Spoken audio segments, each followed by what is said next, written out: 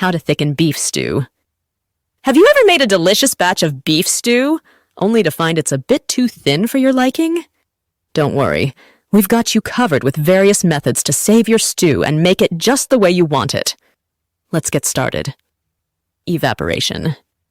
Our first method might be the simplest, but it's also the most time-consuming. It involves evaporation. You cook the stew longer without a lid to allow some of the water to evaporate. However, be prepared for some patience, as this method takes time. Continuing to cook without a lid may overcook the meat, turning your vegetables into mush or making your potatoes waterlogged. So consider this option carefully. When it comes to the cooking liquid for beef stew, I often use beef broth, beef stock, or mushroom broth. You can even use water, but I recommend heavily seasoning it with spices and sun-dried tomato powder for added flavor. Flour. Next up, we have the most common thickening agent for stew, all-purpose flour. There are 3 ways to use flour. After browning the stew meat, toss it in flour before adding your liquid and other ingredients. When the stew is finished, make a slurry by combining flour with cold water. The recommended ratio is 1 part flour to 2 parts water. Ensure there are no lumps in your slurry before adding it to the stew. Another option, although less common, is to make a roux, a mixture of fat and butter cooked separately before adding the liquid. There's also a French technique called beurre manie, where you combine softened butter and flour to form a thick paste and then mix it into the stew. Keep in mind that this method may impart a more pronounced flour taste to your stew, which some people enjoy while others may not. Cornstarch.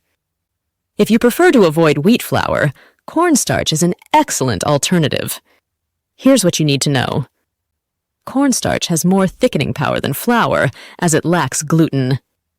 Be cautious about cross-contamination if you're gluten-sensitive, as cornstarch processing facilities may also handle wheat flour. You only need half the amount of cornstarch compared to flour to achieve the same thickness.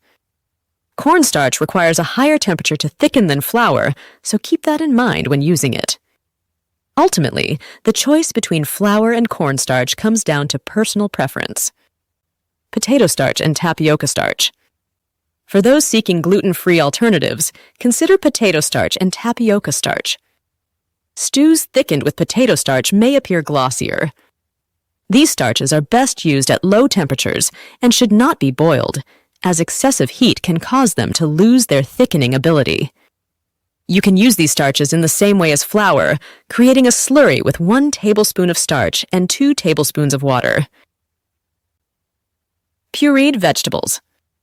Now let's talk about my favorite method that doesn't require any additional ingredients like flour or cornstarch. It's a great gluten-free option, pureed vegetables. Here's how it works. Remove some of the carrots, potatoes, or other starchy vegetables from your stew and puree them separately. Add this puree back into the liquid, which will help thicken it and add body to the stew. Consider using more vegetables than your recipe calls for to ensure you have enough whole vegetables left in the stew.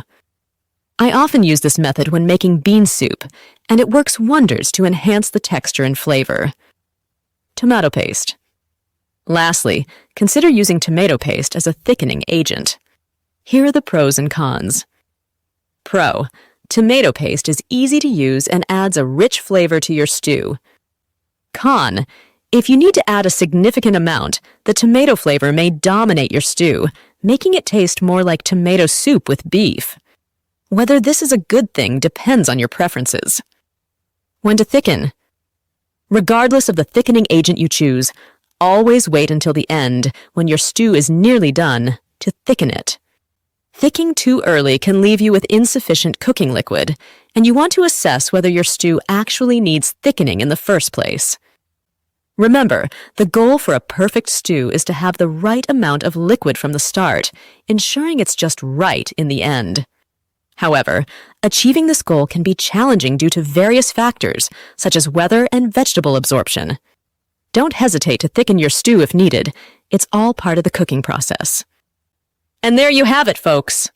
A guide on how to thicken your beef stew to perfection. If you found this video helpful, please give it a thumbs up and subscribe for more culinary tips and delicious recipes.